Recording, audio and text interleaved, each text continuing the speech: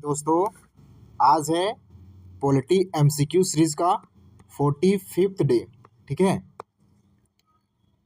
तो अगर आप लोग इससे पहले के सीरीज को नहीं देखे होंगे तो चैनल के प्लेलिस्ट में जाकर के सारे सीरीज को पॉलिटी का देख सकते हैं। ठीक है, इसके साथ हम वर्ल्ड ज्योग्राफी, इंडियन ज्योग्राफी का भी सीरीज जो है वो हम अपलोड कर दिए हैं और भी अपलोड होगा, तो आप लोग वहाँ जाकर चेकआउट कर सकते हैं। ठीक है, ये सारे क्वेश्चन जो है वो यूपीएससी का प्रीवियस ईयर क्वेश्चंस को हम डिस्कस कर रहे हैं।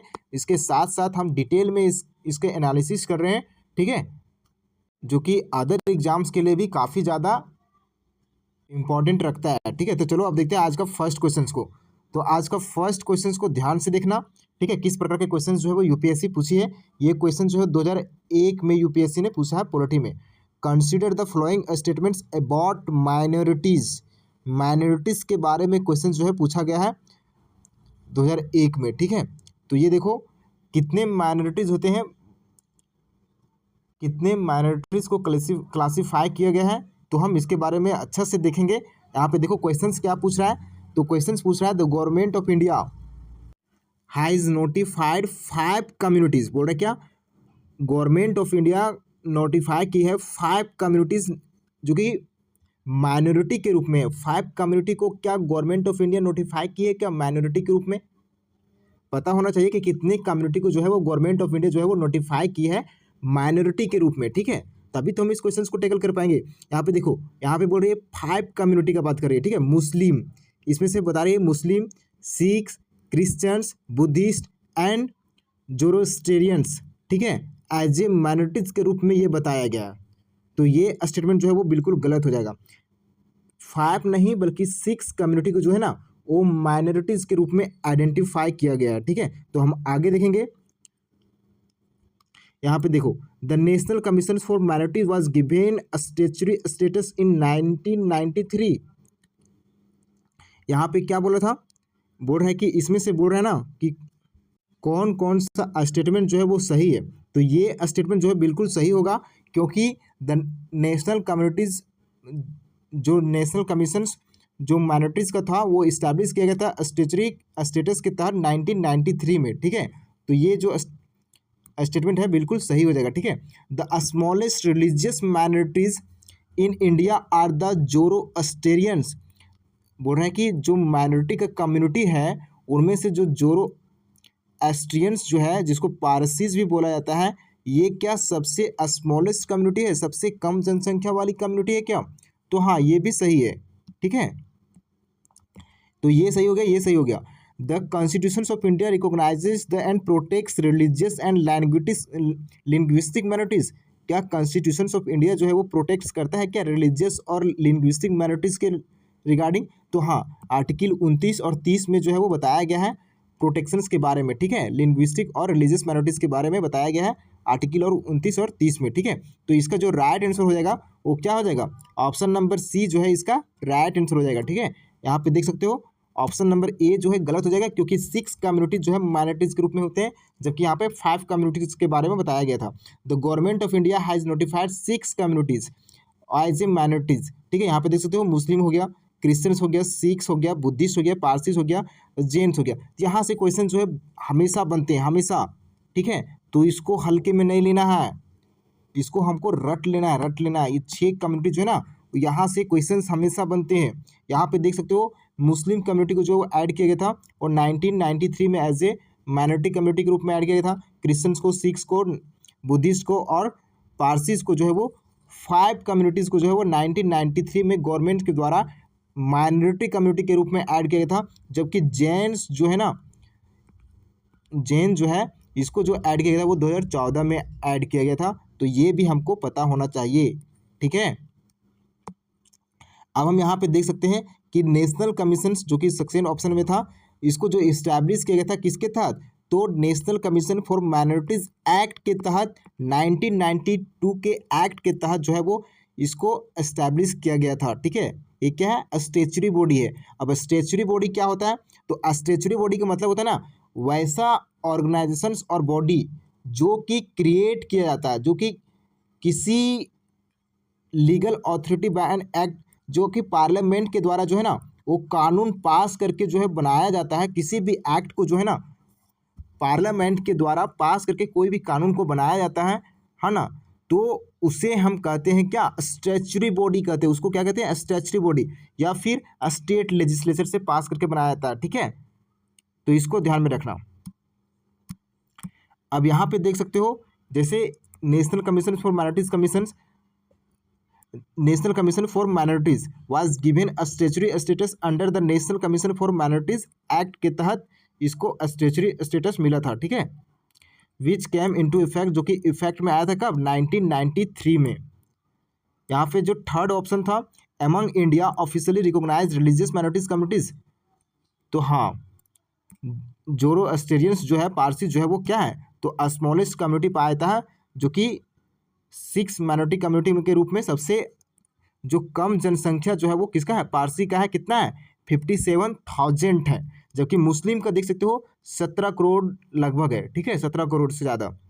और यहाँ पे क्रिश्चियंस का देख सकते हो, जो कि माइनॉरिटी कम्युनिटी के रूप में है भारत में, तो क्रिश्चियन जो है वो लगभग 3 करोड़ के अराउंड है।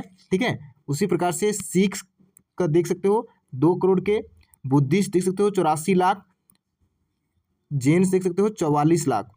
ठीक है, तो इस प्रकार के माइनॉरिटी कम्युनिटी जो है भारत में पाए जाते हैं, तो इसको ध्यान में रखना। और जो हमारा फोर्थ ऑप्शन था, the constitution protect the religious and linguistic minorities, तो हम ये बता दिए कि हमारे आर्टिकल नंबर 29 और 30 में जो है इसके प्रोटेक्शंस के बारे में जो है वो दिया गया है, जिसके कारण ऑप्शन नंबर सी क्या हो गया था, करेक्ट आंसर हो गया था 2, 3 एंड 4। ठीक है, चलिए आगे बढ़े। अब चलो अब देखते हैं आज का सेकेंड क्वेश्चन को, तो ध्यान से देखो क्वेश्चन को। ये क्वेश्चन जो है वो 2017 में पूछा गया है। Which of the flowing status is a true fundamental duties of an Indian citizens.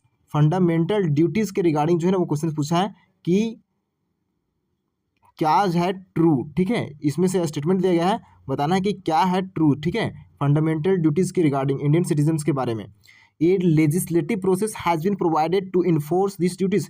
क्या मौलिक कर्तव्य को नागरिकों से जबरदस्ती करवाने के लिए संविधान में कोई विशेष कानून प्रक्रिया दी गई है। मौलिक क्या बोल रहा है, मौलिक कर्तव्य को नागरिकों से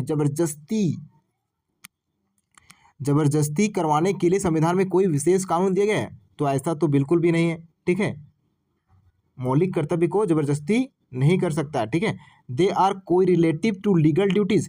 क्या मौलिक कर्तव्य को सीधे कानूनी कर्तव्यों से जुड़े हुए हैं, यानी इन्हें ना मानने पर हर स्थिति में कानूनी कार्रवाई हो सकती है, ये बिल्कुल नहीं होगा। इतना मतलब क्वेश्चन जो पूछ रहे हैं ना, ऐसे ही लग रहा है कि क्वेश्चन पढ़ के ही लगेगा कि ये क्वेश्चन जो है बिल्कुल गलत पूछ रहा है। ठीक है, मतलब फोर्स कर रहा है। ठीक है, क्वेश्चन क्या कर रहा है, तो फोर्स कर रहा है। तो इसका जो राइट आंसर जो हो जाएगा वो क्या हो जाएगा, नाइदर 1 एंड 2 इसका राइट आंसर हो जाएगा। यहाँ पे देख सकते हो ऑप्शन नंबर क्या हो जाएगा, तो स्टेटमेंट 1 को देख सकते हो कि फंडामेंटल ड्यूटीज जो है वो नॉन जस्टिसेबल था, मतलब हम इसके लिए कोर्ट लेकर के नहीं जा सकते। अगर कोई इंसान जो है फंडामेंटल ड्यूटीज़ को नहीं मान रहा है तो हम इसके लिए कोर्ट नहीं जा सकते हैं। ठीक है, अगर कोई व्यक्ति फंडामेंटल ड्यूटीज़ को पूरा नहीं करता है तो केवल 51A आर्टिकल के आधार पर उसे कोर्ट द्वारा किसी भी ड्यूटी को करने के लिए मजबूर नहीं किया जा सकता है। लेकिन पार्लियामेंट जो है वो अलग अलग फंडामेंटल ड्यूटीज़ को संबंधित में कानून बना सकती है। ठीक है, कानून बना सकती है, लेकिन कोई फोर्स नहीं कर सकता है कि तुम इस चीज़ को मानो ही। ठीक है, उसी प्रकार से स्टेटमेंट 2 में जो पूछा था, क्या फंडामेंटल ड्यूटीज जो है वो सीधे कानून ड्यूटीज यानी हर फंडामेंटल ड्यूटीज़ को ना मानने पर कानूनी कार्रवाई हो सकती है, तो नहीं, बिल्कुल नहीं। फंडामेंटल ड्यूटीज़ नागरिकों को संवैधानिक जिम्मेदारियाँ देता है जो कि डायरेक्टली इन्फोर्सेबल लीगल ड्यूटीज़ के नहीं है। ठीक है, तो अगर नहीं भी मानेगा तो हम इसके लिए कोई कोर्ट उठ नहीं जा सकते हैं, जिसके कारण जो है वो क्या हो गया, आंसर डी हो गया था। ठीक है, अब हम यहाँ पे देखते हैं आज का थर्ड क्वेश्चन को। तो थर्ड क्वेश्चन को ध्यान से देखो, which principles among the following was add directive principles of state policy by 42nd amendments of the constitution. यहाँ बोल रहा है DPSP जो कि ऐड किया गया था कब, 42nd कॉन्स्टिट्यूशन अमेंडमेंट एक्ट के तहत। तो किस चीज़ को ऐड किया गया था भाई, equal pay for equal work for both man and women, इसको ऐड किया गया था क्या 42nd अमेंडमेंट के तहत, या participation of workers in the management of industries, ये ऐड किया गया था क्या, right to work education and public assistance, securing living wage and human conditions to human conditions of work to workers, तो किसको ऐड किया गया था 42nd अमेंडमेंट के तहत इनमें से?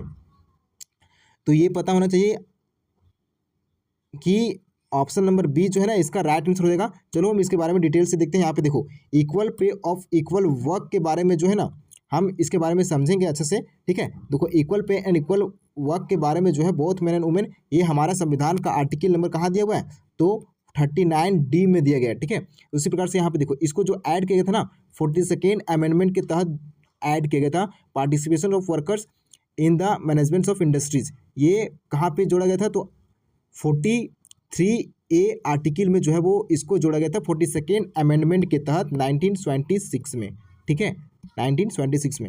उसी प्रकार से देख सकते हो, right to work education and public assistance जो है वो आर्टिकल 41 में दिया गया है। Securing living wage and human conditions to work to workers, इसके लिए आर्टिकल 43 में दिया गया है। तो यहाँ पे देखो, ये जो ऐड किया था 42nd कॉन्स्टिट्यूशन अमेंडमेंट एक्ट 1926 में, the participation of workers in the management of industries what added to the directive principle of policy in article number 43 का ए में। इसमें क्या बताया गया था?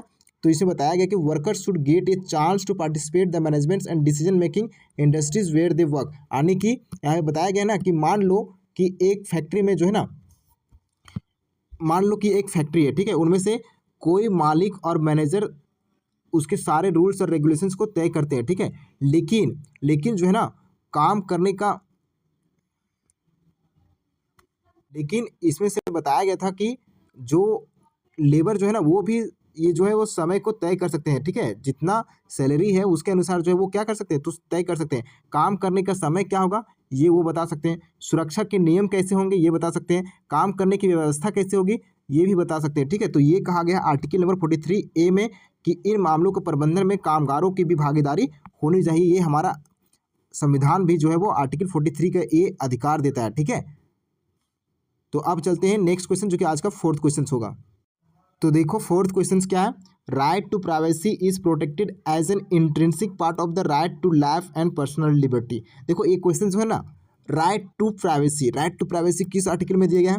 तो यहाँ पे देखो, ये क्वेश्चन जो है वो कई बार हर एक एग्जाम में पूछा जाता है, ठीक है। स्टेटमेंट्स को मतलब घुरा देता है, ठीक है, इधर उधर कर देता है, लेकिन रिलेटेड जो है ना राइट टू प्राइवेसी से ही रहता है। Right to life and personal liberty, ये तो किस आर्टिकल में दिया गया है? ये तो पता ही होना चाहिए, ठीक है, लगभग लोगों को।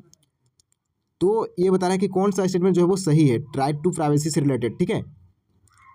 तो article 14 and the provisions under the 42nd amendments of the constitution, article 19 and the directive principles of state policy in part 4, ये बात करता है क्या? राइट टू प्राइवेसी क्या बात करता है? तो article 21 and freedom guaranteed in part 3 ये ना बात करता है जी। आर्टिकल क्या करता है? आर्टिकल 21 में दिया गया है राइट टू प्राइवेसी के बारे में, ठीक है। Right to life and personal liberty के बारे में कहाँ दिया गया? तो आर्टिकल 21 में दिया गया, ठीक है। तो ये जो है इसका राइट आंसर हो जाएगा ऑप्शन नंबर डी में। देख सकते हो, article 24 and the provisions under the 44 amendment to the constitution, ठीक है। तो ये जो है वो इसका राइट आंसर हो जाएगा ऑप्शन नंबर सी, ठीक है। यहाँ पे देख सकते हो आर्टिकल 21 में दिया गया है फ्रीडम के बारे में, ये बताता है कि no person shall be deprived of his life and personal liberty except according to the procedure establish by law. यानी सुप्रीम कोर्ट ने राइट टू प्राइवेसी को आर्टिकल 21 के तहत जीवन और व्यक्तिगत स्वतंत्रता का हिस्सा माना है, तो ये बताया गया है, ठीक है। अब हम देखते हैं नेक्स्ट क्वेश्चन, जो कि आज का फिफ्थ क्वेश्चन होगा। तो फिफ्थ क्वेश्चन को ध्यान से सुनो, ये क्वेश्चन जो है वो यूपीएससी में 2015 में क्वेश्चन पूछा गया है, ठीक है। To uphold and protect the sovereignty, unity and integrity of India. आप देखो, यहाँ से देख के गड़बड़ मत करना है। Sovereignty, unity and integrity of India, option में देखोगे प्रियम्बल ऑफ द कॉन्स्टिट्यूशन, से प्रियम्बल में लिखा हुआ है, प्रियम्बल में लिखा हुआ है, ये चीज लिखा हुआ है, sovereignty, unity and integrity of India लिखा हुआ है। लेकिन नहीं होगा, ये नहीं होगा। क्यों नहीं होगा? Is a provision made to, यहाँ से देखो, यहाँ से to uphold and protect the sovereignty, unity and integrity of India. अब इसको कहीं पढ़े रहोगे तो पता चल जाएगा, ठीक है। यानी ये थोड़ा सा क्या कर रहा है, प्रोटेक्ट करने का बात कर रहा है, ठीक है, जो कि हमको प्रियम्बल जो है वो ये बात नहीं करता है। तो प्रियम्बल जो है ना वो एक जो है वो मतलब एक, ये जो है ना जैसे कहते हैं ना एक रास्ता बताता है, ठीक है। प्रियम्बल जो है वो एक रास्ता बताता है, जो कि ये जो कर्तव्य को बात कर रहा है, ठीक है, तुमको ऐसा करना चाहिए, ठीक है।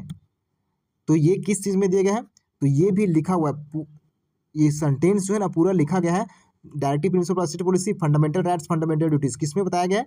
तो फंडामेंटल ड्यूटीज में बताया गया है। इसका राइट आंसर क्या हो जाएगा? तो फंडामेंटल ड्यूटीज। देखो कहाँ पे बताया गया है, तो यहाँ पे देखो ये फंडामेंटल ड्यूटीज में आर्टिकल नंबर 51A(c) में बताया गया है कि of the constitution of India states that it shall the duty every citizens to India to uphold and protect the sovereignty, unity and integrity of the India।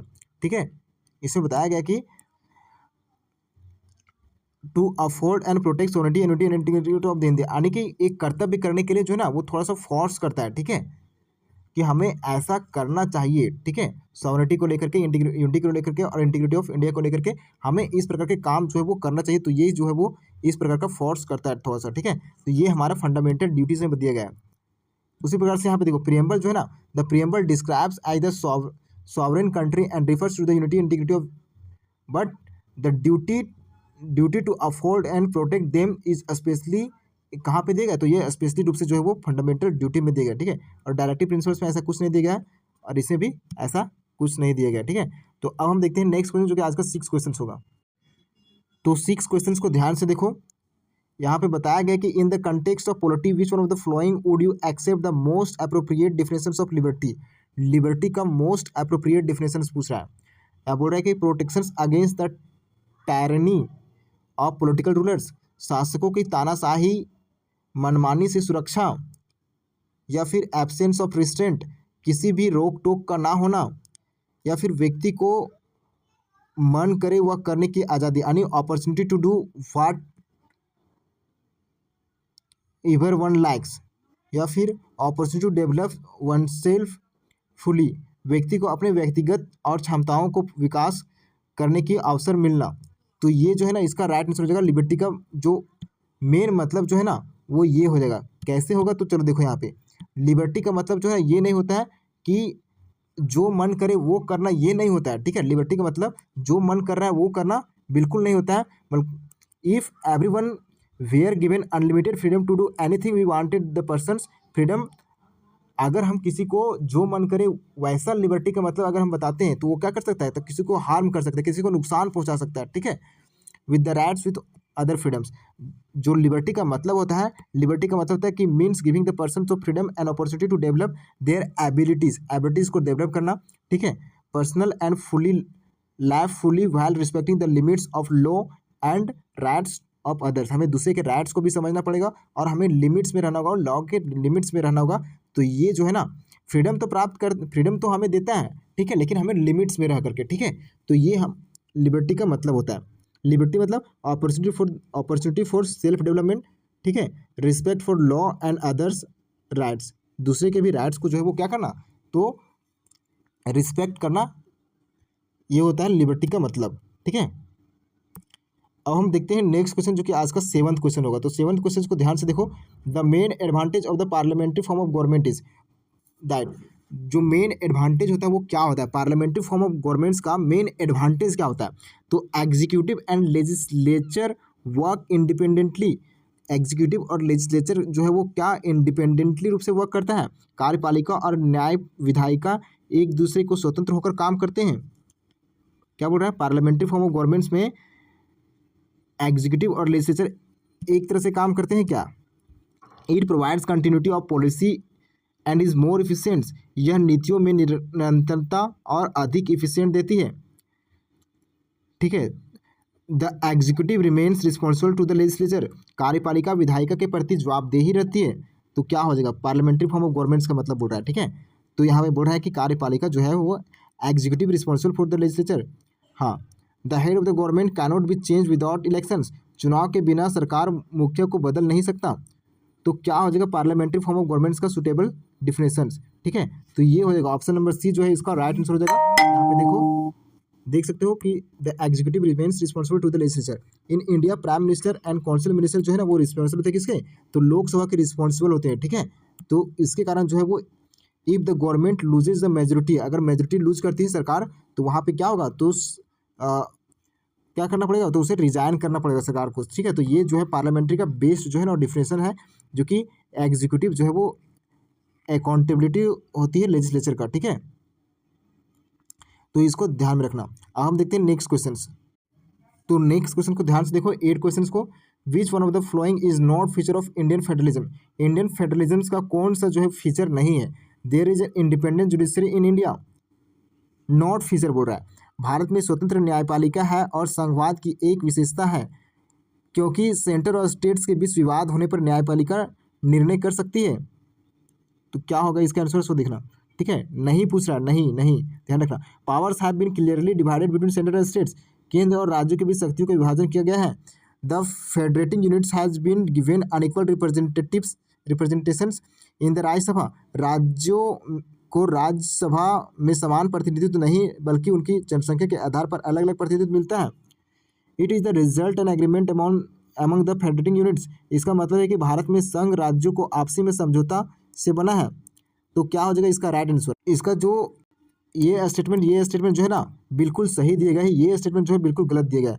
यहाँ पे क्या बताया गया है, तो देखो यहाँ पे it is the result and agreement among the federating units, Bharat में राज्यों को आपस में एग्रीमेंट करके फेडरेशन नहीं बनाया गया है, बल्कि हमारा आर्टिकल 1 क्या कहता है, India that is Bharat, India जो है वो भारत है, जो कि shall be union of states, क्या है, संघों का राज्य है, ठीक है। इसलिए भारत को यूनियन ऑफ स्टेट्स कहा गया है, ना कि राज्यों के एग्रीमेंट के द्वारा बनाया गया है, ठीक है। तो ऐसा स्टेटमेंट गलत हो जाएगा, ठीक है। अब हम देखते हैं नेक्स्ट क्वेश्चन, जो कि आज का 9th क्वेश्चन होगा। 9th क्वेश्चन जो कि 2020 में क्वेश्चन पूछा गया है। देखो यहाँ पे बोल रहा है कि a parliamentary system of government is one of which, parliamentary system के बारे में बात कर रहा है कि संसदीय शासन प्रणाली वह है जिसमें all political parties in parliament are represented the governments, संसद में मौजूद सभी पॉलिटिकल पार्टीज को सरकार में शामिल किया जाता है। संसद में जितने भी सही सबको क्या पार्लियामेंट में शामिल किया था क्या? The government is responsible to the parliament and can be removed by it, सरकार पार्लियामेंट के प्रति जवाबदेही होती है और पार्लियामेंट का सपोर्ट खोने पर उसे हटाया जा सकता है। यहाँ पे देखना क्या हो जाएगा इसका राइट आंसर, ठीक है। The government is elected by the peoples and can be removed by them, सरकार को जनता सीधे चुनती है और जनता सीधे उसे हटा सकती है। The government is chosen by the parliament but can not be removed by it before completion of a fix term, सरकार पार्लियामेंट द्वारा चुनी जाती है लेकिन फिक्स टर्म पूरा होने से पहले पार्लियामेंट उसे हटा नहीं सकती। तो क्या हो जाएगा इसका राइट आंसर? तो इसका जो राइट आंसर जो हो जाएगा ना, ऑप्शन नंबर बी हो जाएगा, ठीक है। जो पार्लियामेंट्री सिस्टम का जो the government is responsible to the parliament and can not be removed it, सरकार को जो है ना, सरकार जो है पार्लियामेंट के प्रति जवाबदेही होती है और पार्लियामेंट का सपोर्ट खोने पर उसे हटाया जा सकता है। ये जो है इसका राइट आंसर हो जाएगा। थोड़ा सा लेट हो रहा है, इसके कारण जो है वो हम जल्दी से पढ़ा दे रहे हैं, ठीक है। The parliamentary system, executive is responsible to the parliament, हाँ। If the government loses the confidence, अगर सरकार जो है वो कॉन्फिडेंस को लूज करती है मेजोरिटी सपोर्ट लोकसभा में, तो उसे क्या करना पड़ता है, तो उसे रिजाइन करना पड़ता है, ठीक है। तो पार्लियामेंट जो है वो कंट्रोल होल्ड्स अकाउंटेबल करती है, ठीक है। तो इसको ध्यान में रखना। अब यहाँ पे देखते हैं कि नेक्स्ट क्वेश्चन जो कि आज का लास्ट क्वेश्चन है। तो यहाँ पे देखो ये क्वेश्चन जो है वो 2002 में पूछा गया था। In the case of elections, अगर इलेक्शंस के केस में बात करें, to the Lok Sabha the amount of security deposits of the general category candidates and SC/SC category candidates are रिप्रेजेंटली, यानी अगर चुनाव के समय जो है ना, लोकसभा के चुनाव के समय मामले में सामान्य वर्ग के उम्मीदवारों, SC/ST वर्ग के उम्मीदवारों के लिए क्रमशः जो है ना, क्रमशः सुरक्षा जमा राशि जो है वो कितना देना पड़ता है, ठीक है। चुनाव के समय उसको जमा करना पड़ता है। अगर कोई कैंडिडेट्स खड़ा होता है तो उस समय जो है ना उसको चुनाव राशि जो है वो जमा करना पड़ता है। तो वो राशि कितना होता है, तो लगभग जो राशि होता है ना वो 10,000 से लेकर के 5,000 होता है, ठीक है। ऑप्शन नंबर सी जो है इसका राइट आंसर हो जाएगा। यहाँ पे देख सकते हो ये इसका राइट आंसर हो जाएगा, ठीक है। तो यहाँ पे देख सकते हो, हाँ, इलेक्शन लड़ने के समय जो कैंडिडेट्स को सिक्योरिटी डिपॉजिट के रूप में जमा करना पड़ता है, जो कि नॉमिनेशन पेपर जमा करते समय इसको जमा किया जाता है, जिसको नॉमिनेशन प्रोसेस भी कहा जाता है, ठीक है। तो आज का लेक्चर इतना ही था। अगर इसका PDF चाहिए तो टेलीग्राम में जाकर ज्वाइन कर लो, वहाँ पे हम सारा PDF को भेज देंगे, वहाँ से अच्छा से समझ सकते हो, ठीक है। आज थोड़ा सा जल्दी हो रहा था इसलिए हम, thank you, take care, bye bye, ठीक है।